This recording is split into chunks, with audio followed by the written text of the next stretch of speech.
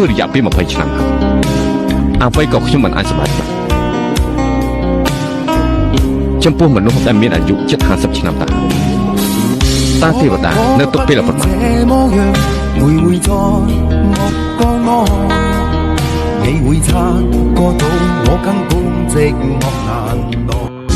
នេះហើយជាជីវិត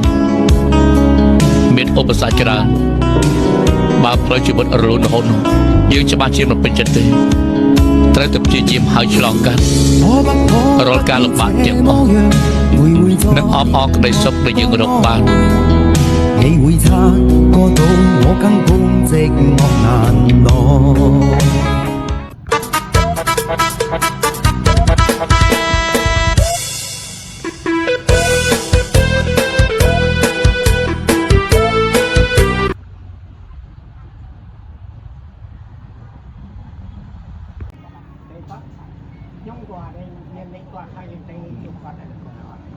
ព្រោះខ្ញុំបញ្ចូលលេខរៀបធ្វើហ្នឹងទៅអនុញ្ញាត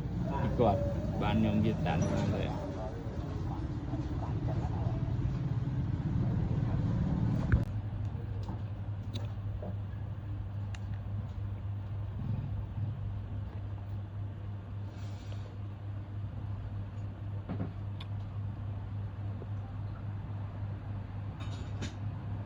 អាមិនអស់ពីចាំមកខំរត់ណាដូរនេះទៅ